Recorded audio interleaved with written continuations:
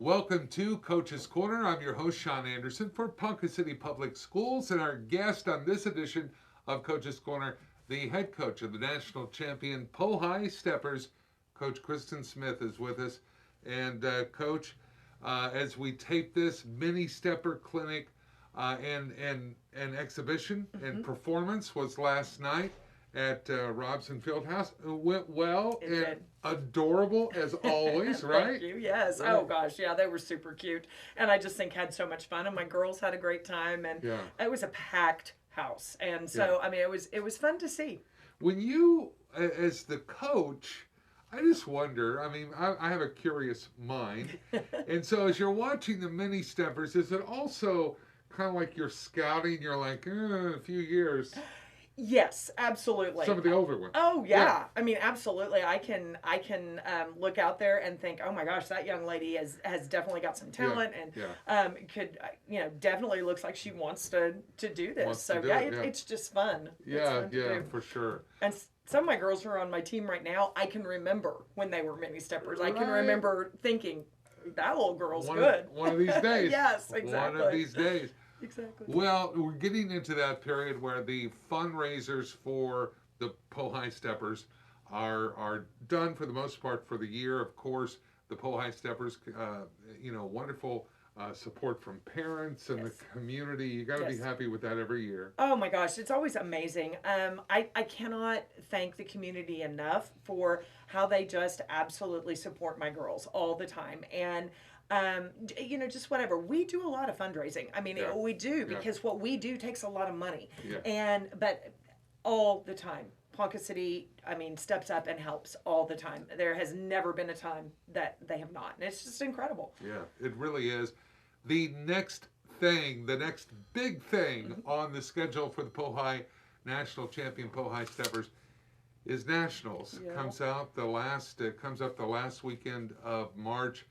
What goes into getting your athletes ready for Nationals? Because this is, I mean, I know kind of the entire year has been preparation, but now we're getting into February and March, and this is go time, right? Oh, yeah, exactly.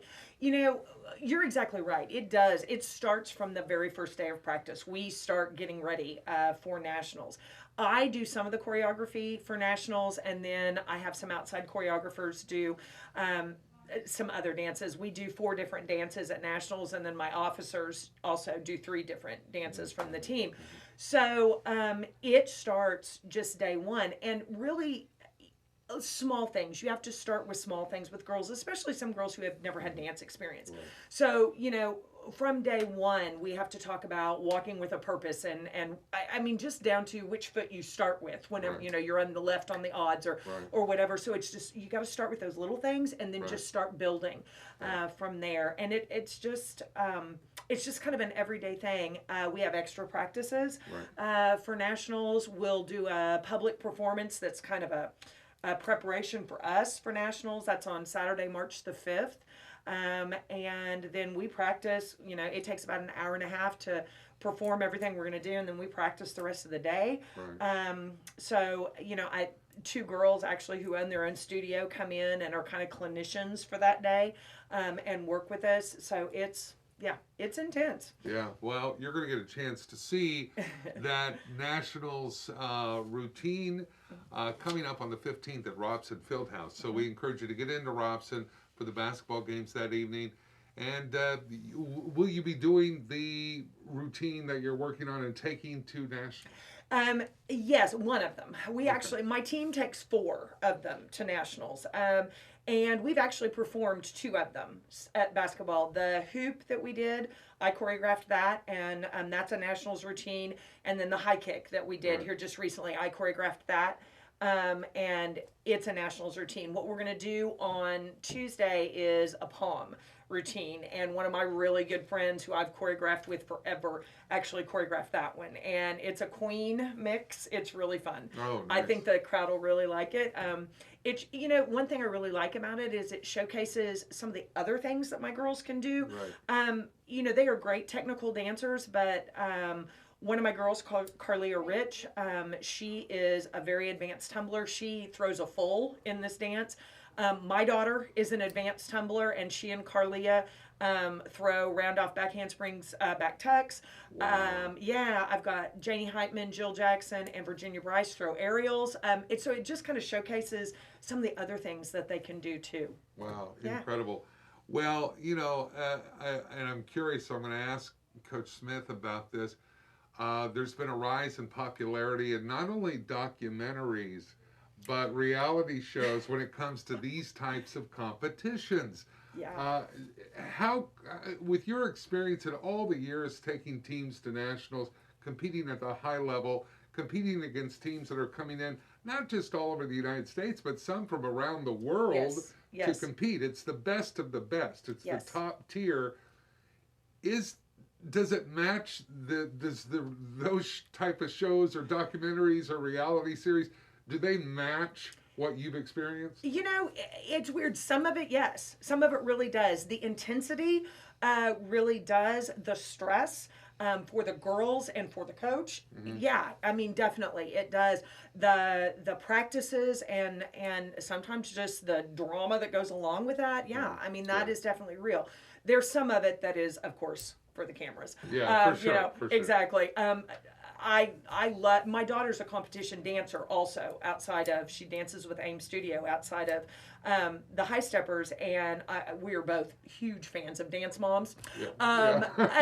And oh God, loved that. But that is one of those reality series that is tied in, and so the mama drama on that was definitely for TV, but the seriousness of competition, it's there. Yeah, for it's sure. There. You have an opportunity to work closely with your athletes. You develop a relationship. Coach, how much of your work with your athletes and these young ladies is coaching? Is there some mentoring that goes along? It's a little bit of everything. I mean, you're helping guide them. You talk about perhaps drama that can come up occasionally in any group, not just a group of athletes like this. But I mean, do you find that you have different roles? It's like, okay, I'm going to take my coach hat off, and this is going to be my mentor hat now. Yeah, definitely. I do think I take on a lot of roles.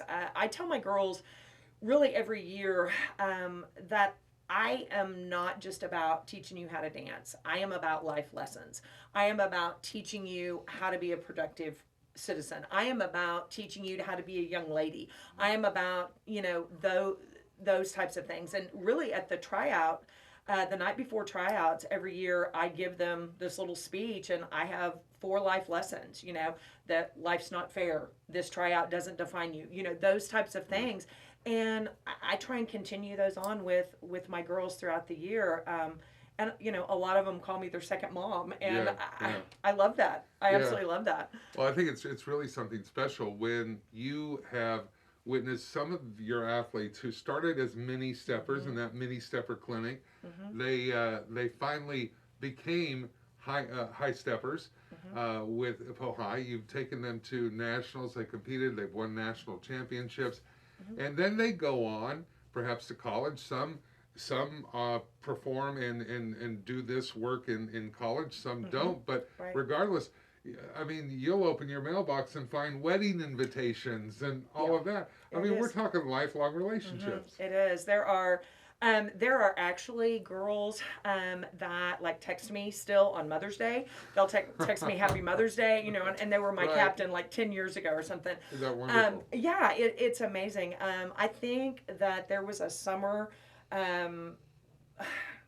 several years ago, but I just remember it because my husband was like, "Oh my God, how much more money are we going to spend on wedding gifts?" But I think we were at a wedding or a shower or a baby shower every weekend of the entire summer. I mean, it was, but it's just one of those things that I have always felt like if they still want to have a connection to me, and if they want me there in those big events of their life, I want to be there.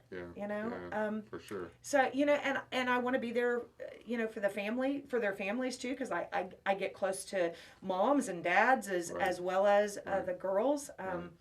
Several years ago, I drove 8 hours for actually one of my girls' funerals. She died unexpectedly, but it's just one of those things that it's a connection. I mean, it's a family. It just is, and you do those things for family. For sure.